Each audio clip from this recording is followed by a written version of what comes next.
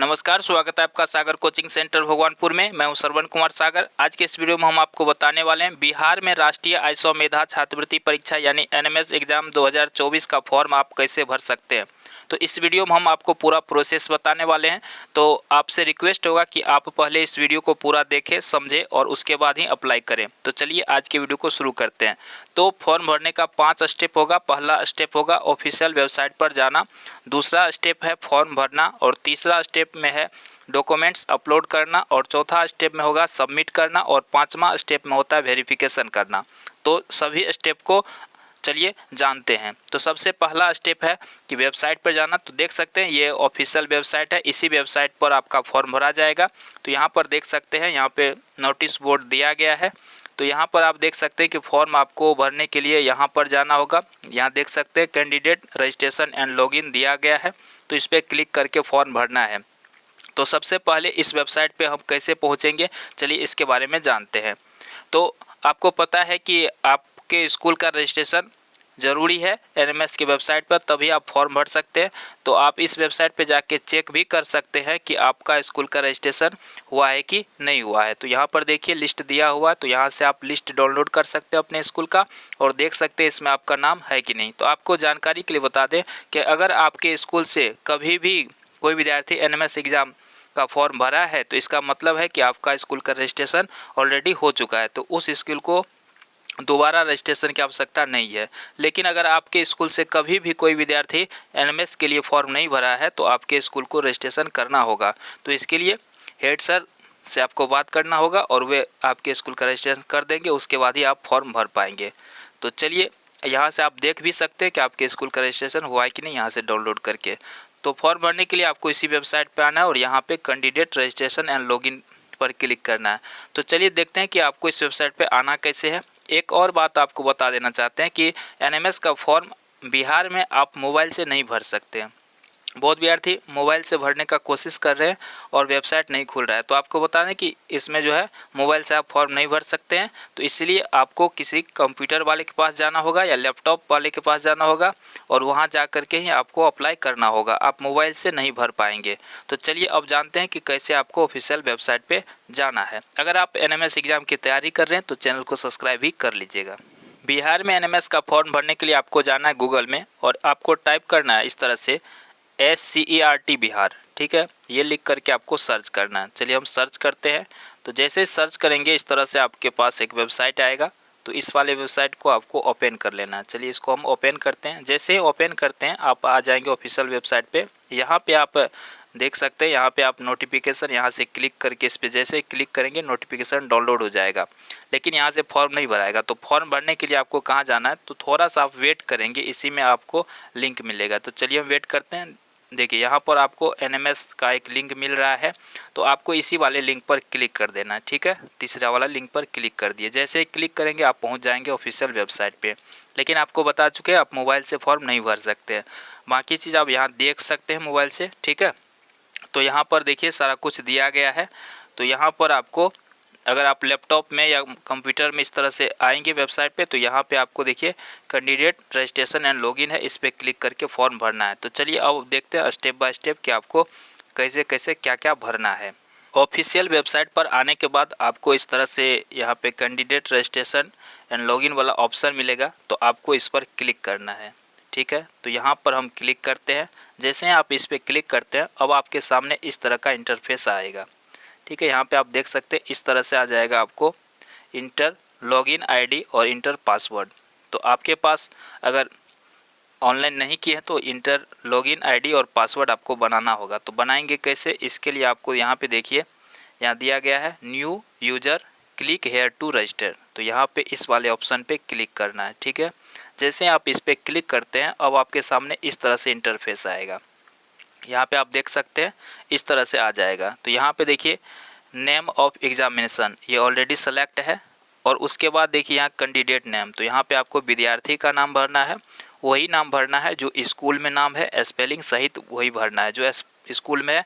आप पहले पता कर लीजिए कि आपका स्कूल में क्या नाम है, क्या स्पेलिंग है और उसको मिला लीजिए आधार कार्ड से। क्या आधार कार्ड पे वही नाम है, फादर्स नेम भी मिला लीजिए, साथ ही डेट ऑफ बर्थ भी मिला लीजिए, स्कूल के डॉक्यूमेंट्स के अनुसार, स्कूल में जो नाम है उस अनुसार। अगर उसमें गलत पाया जाता है तो आप पहले सुधार करा लीजिए, उसके बाद ही फॉर्म भरिएगा, क्योंकि फॉर्म भरने के बाद आपका एडमिट कार्ड जिस नाम से फॉर्म भरेंगे उसी नाम से आ जाएगा, फिर आगे चल के प्रॉब्लम होता है। बहुत सारे छात्र अभी कमेंट कर रहे हैं कि सर इस तरह से हमारा गलत हो गया, तो आप पहले ही सुधार करा लीजिए फॉर्म भरने से पहले, क्योंकि अभी 3 नवंबर तक का समय है, तो काफ़ी समय है। तो इसलिए आपसे रिक्वेस्ट होगा कि अगर आपके डॉक्यूमेंट्स में कुछ भी स्पेलिंग में भी गलत है या डेट ऑफ बर्थ में भी गलत है, तो पहले देख लीजिए, उसको सुधार करा लीजिए, उसके बाद ही अप्लाई कीजिएगा।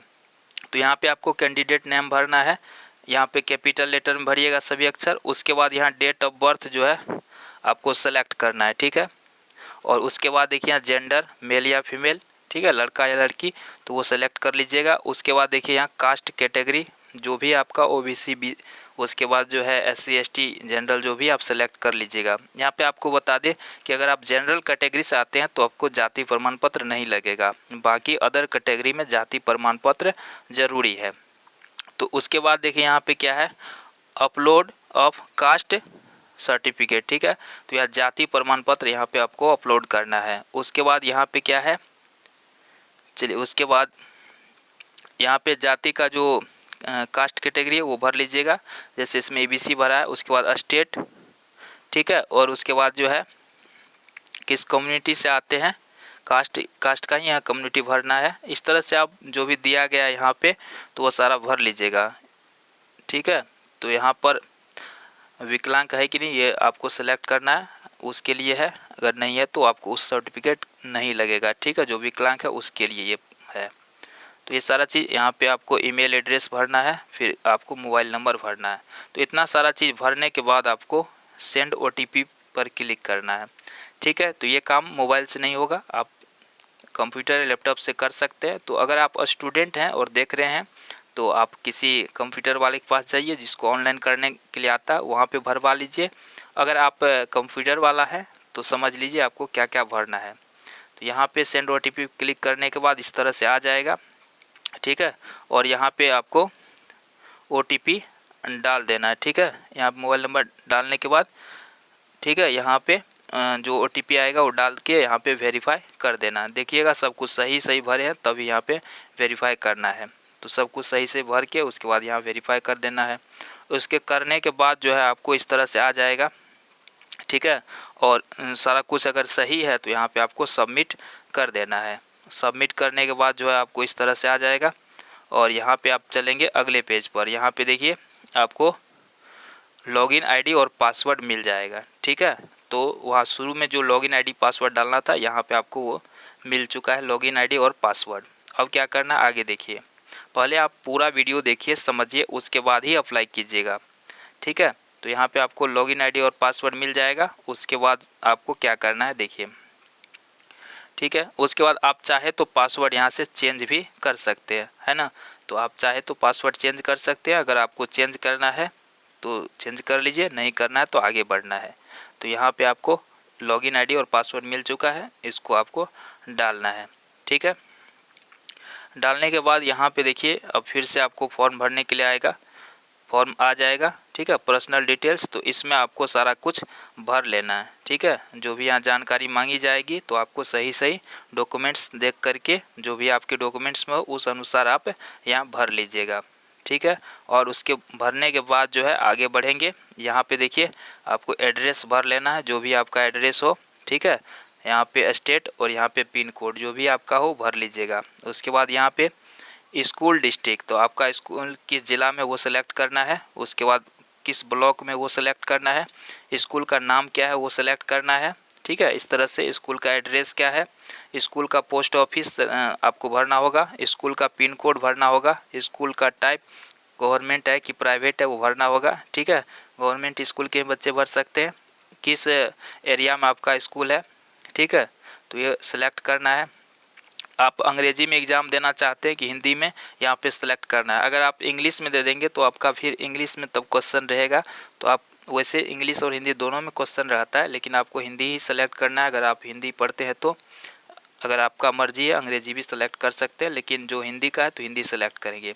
तो इस तरह से सारा कुछ आपको भरना है। फिर यहाँ पे देखिए फादर्स एजुकेशन, आपके पापा कहाँ तक पढ़े लिखे हैं वो आपको भरना होता है। फादर्स ऑक्यूपेशन यानी आपके पिताजी क्या करते हैं, माँ का पढ़ाई कहाँ तक हुआ एजुकेशन और उसका पैसा क्या है। ठीक है, इस तरह से आपके फैमिली में कितने मेंबर्स हैं, कितने भाई हैं, कितने बहन हैं, ये सभी भरना होता है। आपका नंबर उस भाई बहन में कितना है, ठीक है, आपके फादर्स का इनकम कितना है सालाना, ये भी भरना होता है। उसके बाद यहाँ पे इनकम सर्टिफिकेट अपलोड करना ज़रूरी है। ठीक है, तो यहाँ से ब्राउज फाइल पे क्लिक करके इनकम सर्टिफिकेट अपलोड करना होता है। उसके बाद अगर आपको टेलीफोन नंबर है तो यहाँ पे आप दे सकते हैं, या मोबाइल नंबर यहाँ पे ज़रूरी है। ठीक है, देख सकते हैं जिसमें रेड लगा है तो ये ज़रूरी है, ये आपको भरना ही होगा। तो मोबाइल नंबर यहाँ पे आपको डालना है और एक ईमेल एड्रेस की ज़रूरत पड़ेगी, यहाँ पे आपको ईमेल एड्रेस डालना है। तो ये सारा भरने के बाद यहाँ पे देखिए आपको फ़ोटो का ज़रूरत होगा। यहाँ अपलोड ए फ़ोटो है तो इस पर आपको अपना फ़ोटो अपलोड करना पड़ेगा। यहाँ पे आपको सिग्नेचर अपलोड करना पड़ेगा। तो पहले इसी सादा पेपर में साइन करके विद्यार्थी और उसका फ़ोटो खींच करके यहाँ पे या स्कैन करके यहाँ पे अपलोड करना होगा। यहाँ पे साइज़ दिया गया है, तो अगर आप कंप्यूटर वाले हैं तो समझ जाइए आपको इसी साइज़ का पहले बना करके उसके बाद ही अपलोड करना है। इतना करने के बाद यहाँ सब कुछ चेक कर लीजिएगा, सही है तो सेव एंड कंटिन्यू कर देना है। ठीक है, और उसके बाद देखिए इस तरह से आ जाएगा आपका फॉर्म, यहाँ पे जो आ जाएगा। यहाँ पे देखिए क्या लिखा रहा है, नोट सबमिटेड। तो अभी आपका काम पूरा नहीं हुआ, यहाँ पर सबमिटेड लिखाना चाहिए, नोट नहीं रहना चाहिए। ठीक है, तो इसके लिए आप क्या करना है, आपको और आगे बढ़ना है। ठीक है, और आगे बढ़ने के बाद इस तरह से चेक कर लीजिएगा सारा कुछ अगर आपका सही भराया है। ठीक है, तो यहाँ पर देख लीजिएगा सब कुछ सही है तो आगे बढ़िएगा। यहाँ पे देखिए लिखा रहा है योर एप्लीकेशन इज पेंडिंग। ठीक है, तो यहाँ पे आना है। और उसके बाद देखिए यहाँ पे क्या है, यहाँ 2 ऑप्शन आपका क्लियर हो चुका है, यहाँ पे 4 ऑप्शन है। तो यहाँ पे देखिए एप्लीकेशन फॉर्म फिलअप कर चुके हैं आप, प्रीव्यू ऑफ एप्लीकेशन ये भी हो चुका है, देख लिया आप सही से भर दिए हैं। पहले ठीक से 4 बार आप ध्यान से देख लीजिएगा। उसके बाद देखिए यहाँ लिखा है सबमिट टू स्कूल। सब कुछ अगर आपका ऑलरेडी सही है, कहीं भी मिस्टेक नहीं है, तो आपको यहाँ सबमिट टू स्कूल कर देना है। तो यहाँ से आपका तीसरा स्टेप डन हो जाएगा। और चौथा स्टेप में आपका इसका प्रिंट आउट निकाल लेना, एप्लीकेशन फॉर्म जो भरे इसके बाद आपको सबमिट टू स्कूल करने के बाद यहाँ भी ग्रीन हो जाएगा और उसके बाद यहाँ पे आपको इसका प्रिंट आउट निकाल लेना है सबमिट टू स्कूल करने के बाद, और इसका प्रिंट आउट निकल जाएगा। ठीक है, तो इस तरह से आपका प्रिंट आउट निकलेगा, यहाँ पे सबमिटेड लिखा रहेगा। ठीक है, और उसके बाद इस तरह से यहाँ पर रहेगा। तो इस तरह से आप इसका प्रिंट आउट निकाल लीजिएगा। और इसको निकालने के बाद अब सुनिए आपको क्या करना है। ठीक है, तो इस तरह से आपका आ जाएगा सबमिटेड लिखा हुआ। ठीक है, तो देखिए इस तरह से लिखा रहेगा, उसमें इस तरह से लिखा रहेगा योर एप्लीकेशन इज पेंडिंग। ठीक है, अब ये जो है ये कैसे सही होगा, तो इसके लिए आपको क्या करना है कि ये जो रिसीविंग आप निकालेंगे इसका फ़ोटोकॉपी कर लेना आपको। एक रिसीविंग आपको घर में रखना है, एक फ़ोटोकॉपी करने के बाद आधार कार्ड इसमें और इनकम सर्टिफिकेट, जाति प्रमाण पत्र, ठीक है, ये सारा लगा करके आपको स्कूल में हेड सर के पास जमा करना है। जहां आप पढ़ते हैं उस स्कूल के हेड सर के पास जमा करना है। उसको बताना है कि सर MNMS का फॉर्म भरे हैं, आप इसको वेरीफाई कर दीजिएगा।